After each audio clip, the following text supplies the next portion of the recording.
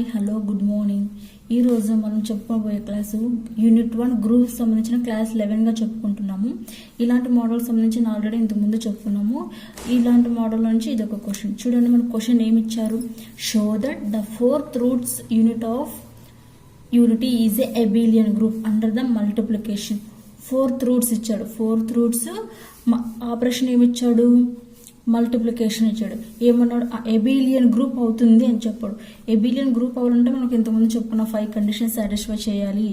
ఏమేమి? Closure, associative, identity, inverse and commutative. ఈ 5 conditions satisfy చేస్తే, ఈ 5 ధర్మాలు పాటిస్తేనే మనకి అబిలియన్ గ్రూప్ అవుతుంది అనుకున్నామా? ఇప్పుడు మనకి 4th రూట్స్ ఇచ్చారు. 4th రూట్స్ని ఎట్లా కన్సిడర్ చేసుకున్నాం అంటే, ఫస్ట్ చూడండి, సొల్యూషన్లో the set of 4th roots of unity is G అనే సెట్ తీసుకున్నాం. 4th రూట్స్ అన్నారు కాబట్టి 1 - 1 I, -i ఇవి 4th రూట్స్. 4th రూట్స్ ఏమేమి తీసుకున్నాం? 4 రూట్స్ ఉన్నారు. 1 - 1 I - i. దీంట్లో ఇప్పుడు చూడండి, మనం ఎలా తీసుకుంటాం అంటే, since 1 power 4 = 1. 1 power anything always 1. 1 పవర్లో ఎంతనో ఉండి, 1 power 5, 1 power 6 ఎన్నో ఉండి, 1కి ఎంత పవర్ వచ్చినప్పటికీ దాని వాల్యూ చేంజ్ కాదు, 1 మాత్రమే ఉంటుంది. అదేవిధంగా -1 power 4, ఇక్కడ మైనస్ ఉన్నప్పుడు పవర్లో మనకి ఈవెన్ నెంబర్స్ ఉన్నప్పుడు, ఈవెన్ నెంబర్స్ ఉంటే ఇక్కడ మనకి నెగిటివ్ వాల్యూ అనేది పాజిటివ్ వాల్యూగా అయిపోతుంది. ఒకవేళ ఆడ్ నెంబర్స్ ఉంటే, ఇక్కడ పవర్లో ఆడ్ నెంబర్స్ ఉంటే మనకు నెగిటివ్ వాల్యూ ఉంటే ఇక్కడ వచ్చేది కూడా నెగిటివ్ వాల్యూ అని వస్తుంది. కానీ మనకి ఇక్కడ తీసుకునేది ఏంది? పవర్లో ఈవెన్ నెంబర్ కాబట్టి నెగిటివ్ వాల్యూ కాస్త పాజిటివ్ వాల్యూగా అయిపోతుంది, అంటే 1. అదేవిధంగా I power 4 = 1 గాను, -i power 4 = -1 గాను తీసుకున్నాం. అదేవిధంగా I² = -1. ఇవి 4th రూట్స్ని కన్సిడర్ చేసుకోవాలి. 1 power 4 వాల్యూ 1, -1 హోల్ పవర్ 4ని 1, I power 4 వాల్యూ కూడా 1, -i హోల్ పవర్ 4 వాల్యూ 1. దాంట్లో I² = -1గా తీసుకున్నాం. ఇప్పుడు చూడండి, ఫస్ట్ మనకి అబిలియన్ గ్రూప్లో 5 కండిషన్లో మొదటి కండిషన్ ఏంటి? Closure law condition. దాన్ని G1 అంటే క్లోజర్ లా. దాన్ని తెలుగులో ఏమంటారు? సంవృత న్యాయం.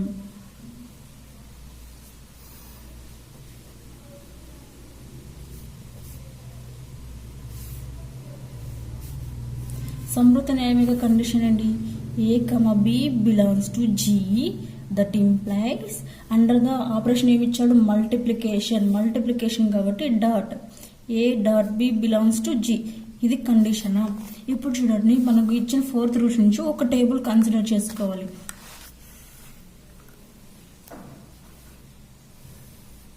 ఓకే, ఆపరేషన్ ఏంటి? డాట్. మనకి ఇచ్చిన 4th రూట్స్ ఏంటి? 1 - 1 I - i. ఇక్కడ ఏం తీసుకున్నామో అదే విధంగా ఇక్కడ కూడా అవే తీసుకోవాలి. ఏమేమి ఇచ్చాడు? 4th roots 1 - 1 I - i. Okay, ఇవి 4th రూట్స్. మనకి క్వశ్చన్లో ఇచ్చినటువంటి 4th రూట్స్ ఇవి. ఇప్పుడు చూడండి, 1 × 1 1, 1 × -1 -1, 1 × i 1 × -i.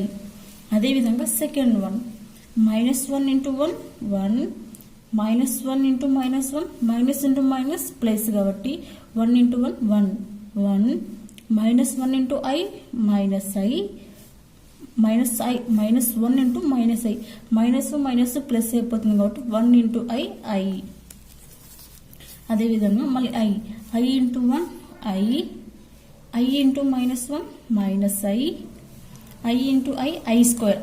వాల్యూ మనం ఏం చెప్పుకున్నాం? -1. ఇక్కడ I² వాల్యూ ఎంత? -1 కాబట్టి -1 I × I² వాల్యూ మనకి ఎంత? -1 -1 క్యాన్సిల్ అయిపోతే I² వాల్యూ ఎంత? 1. అదేవిధంగా -i × 1 minus I into -1 minus plus అయిపోతుంది కాబట్టి ఐ ఇంటూ 1 ఐ. అదేవిధంగా ఐ ఇంటూ ఐ స్క్వేర్ అంటే -i స్క్వేర్.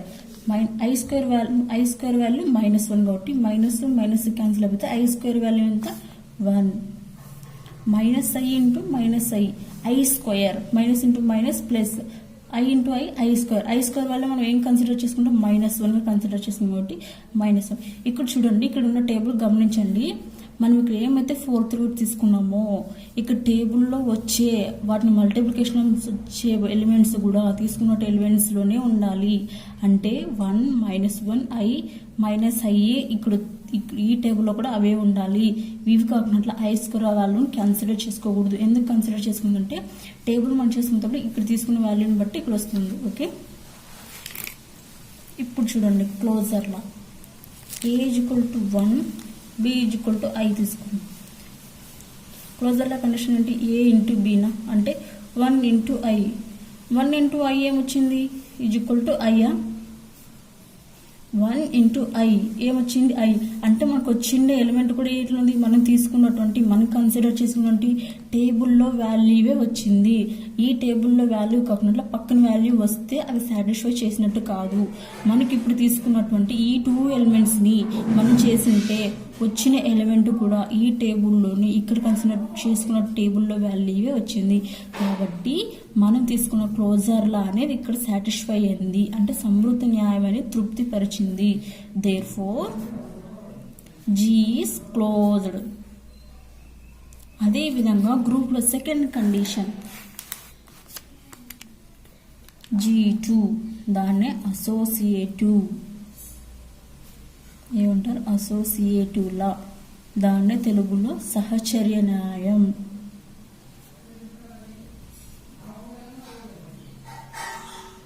సహచర్య న్యాయం యొక్క కండిషన్ ఏంటి, అండర్ ద మల్టిప్లికేషన్ కాబట్టి A, B, C belongs to G, that implies A dot B dot C equal to A dot B dot C. ఇది associative లా యొక్క condition. అదేవిధంగా మనం A =-1 గాను, B =I గాను, C -I గాను తీసుకుందాం. ఏవైనా తీసుకోవచ్చు, ఇవే తీసుకోవాలని ఏం లేదు. మనకి ఇచ్చినటువంటి 4th రూట్స్లో 4 రూట్స్ ఇచ్చారు, ఆ 4 రూట్స్లో ఏవైనా కన్సిడర్ చేసుకోవచ్చు. ఓకే, ఇప్పుడు కండిషన్ ఏంటి, A dot B dot C కాబట్టి ఏ అంటే ఏంటి -1, B అంటే I డాట్ C అంటే -I. -1 ఇంటూ I ఏమొచ్చింది టేబుల్లో -I ఇంటూ -1 ఇంటూ I కాబట్టి ఏమొచ్చింది -1 ఇంటూ I అంటే ఏంటి -I డాట్ -I. -I ఏమవుతుంది I స్క్వేర్. మైనస్ ప్లస్ అయిపోతుంది. I into I square. I square value మనకి ఏంటి, మనం పైన కన్సిడర్ చేసుకున్న ప్రకారం ఐ స్క్వేర్ వాల్యూ ఏంటి -1 అంటే అసోసియేటివ్ లా అనేది సాటిస్ఫై అయ్యింది. మనం తీసుకున్నటువంటి టేబుల్లో వాల్యూవే వచ్చింది. టేబుల్లో వాల్యూ తప్ప వేరే పక్కన వస్తే సాటిస్ఫై చేసినట్టు కాదు. ఇప్పుడు మనకు వచ్చిన ఈ వాల్యూ కూడా టేబుల్లోని వాల్యూవే, మనం పైన కన్సిడర్ చేసుకున్న టేబుల్లో వాల్యూ వచ్చింది కాబట్టి ఇక్కడ అసోసియేటివ్ లా అనేది సాటిస్ఫై అయింది, సహచర్య న్యాయం అనేది తృప్తిపరిచింది. దేర్ఫోర్ G ఈస్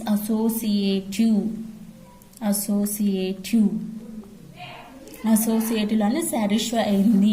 అదేవిధంగా ఎబిలియన్ గ్రూప్లోని 3rd కండిషన్ G3 దాన్ని ఏమంటారు ఐడెంటిటీలా. దాన్నే తెలుగులో తస్తమ న్యాయం. తస్తమ న్యాయం యొక్క కండిషన్ ఏంటి, అండర్ ద ఆపరేషన్ మల్టిప్లికేషన్ కాబట్టి A belongs to G, there exists A belongs to G such that A dot E is equal to E dot A is equal to A అవ్వాలి. ఇది ఐడెంటిటీ లా యొక్క condition. ఏంది, under the operation dot ఇప్పుడు చూడండి condition ప్రకారం మనం satisfy చేసుకున్నాం.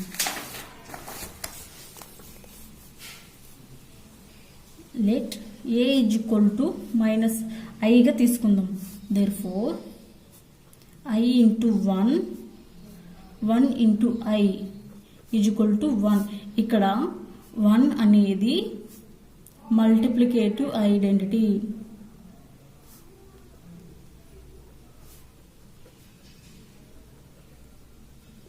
మనం ఇంతకుముందు నోట్ పాయింట్లో ఒకసారి చెప్పుకున్నామే, అడిటివ్ ఐడెంటిటీ అంటే 0 అని, మల్టిప్లికేటివ్ ఐడెంటిటీ అంటే 1 అని కన్సిడర్ చేసుకున్నాం కదా. అదేవిధంగా ఇక్కడ మనకు మల్టిప్లికేషన్ అనేది ఆపరేషన్ కాబట్టి ఐడెంటిటీలలో మల్టిప్లికేటివ్ ఐడెంటిటీని 1గా కన్సిడర్ చేసుకుందాం. ఇప్పుడు చూడండి, i into 1 is equal to 1 into i is equal to 1. ఇది కూడా టేబుల్లోని వాల్యూవే, మనం తీసుకున్నటువంటి కన్సిడర్ చేసుకున్నటువంటి టేబుల్లో వాల్యూవే వచ్చింది కాబట్టి ఇక్కడ ఐడెంటిటీలా అని సాటిస్ఫై అయింది, తస్తమైన హాయిని తృప్తిపరిచింది. దేర్ఫోర్ ఏం రాయొచ్చు, G is identity. G is identity. Fourth condition, ఎబిలియన్ group లోని ఫోర్త్ కండిషన్ ఏంటి, ఇన్వర్స్ లా, దాన్ని తెలుగులో విలోమ న్యాయం.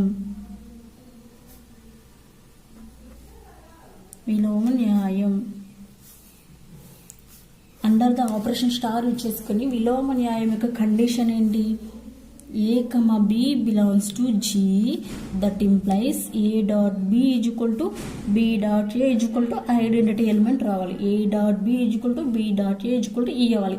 ఇది ఇన్వర్స్ లా యొక్క condition. Therefore b is a inverse of e, ఇంతకుముందు థీరం చెప్పుకున్నామే, ఆ థీరం ప్రకారం ఇంతకుముందు సాటిస్ఫై చేసుకున్నాం, కొన్ని థీరం చెప్పుకున్నాం కదా, ఆ థీరమ్స్ ప్రకారం b అనేది ఏకి ఇన్వర్స్ అవుతుంది.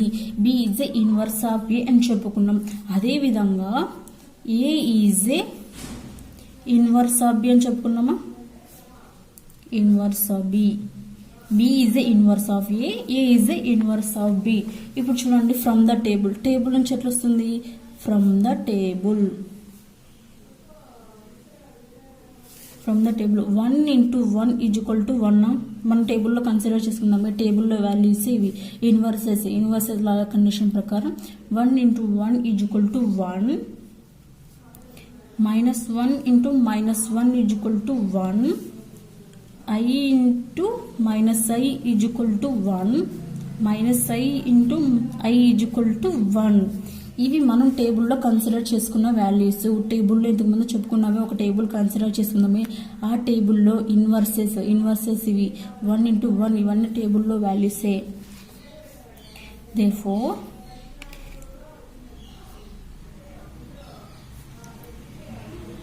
Inverse of i is inverse of 1 is -1. Inverse of 1 is 1. ఇప్పుడు చూడండి, ఇక్కడ తీసుకున్న మన values inverse of 1 is equal to 1, -1 into -1 is equal to 1.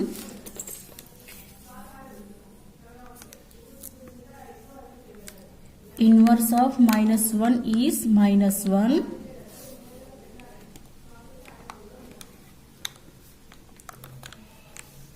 Inverse of i is 1. ఇది అంతా ఎక్కడి నుంచి తీసుకున్నాం, మనం కన్సిడర్ చేసుకున్న టేబుల్లో నుంచే. ఈ టేబుల్లో నుంచే మనకి ఎలిమెంట్స్ అనేవి ఈ వచ్చినటువంటివి ఇన్వర్సెస్ అనేవి అంటే టేబుల్లో వాల్యూసే వచ్చాయి కాబట్టి మనం టేబుల్లో నుంచే కన్సిడర్ చేసుకున్నట్టు ఇక్కడనే ఇన్వర్స్ లా అనేది విలోమ న్యాయం అనేది సాటిస్ఫై అయ్యింది. Therefore G is inverse. అదేవిధంగా ఎబిలియన్ గ్రూప్లో 5th కండిషన్, 5వ కండిషన్ ఏంటి, G5, దాన్ని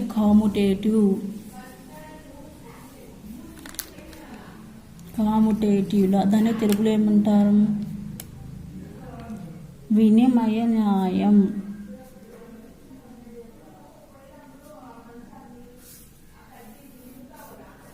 వినిమయ న్యాయం కండిషన్ ఏంటి? అండర్ ద ఆపరేషన్ డాట్ ఉపయోగించుకొని a comma b belongs to G that implies a dot b is equal to b dot ఏనా.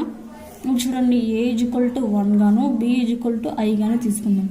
ఏ డాట్ బి అంటే 1 into i, b dot a is equal to i into 1. ఇక్కడ difference ఏమి లేదు చూడు, same elements అన్నా అంటే 1 into i అన్నా i into 1 i అయినా వచ్చేది 1 into i is equal to i into 1 is equal to i. రెండు ఈక్వల్ అయినా అంటే a into b is equal to b into a అనేది ఈక్వల్ అయిపోయింది.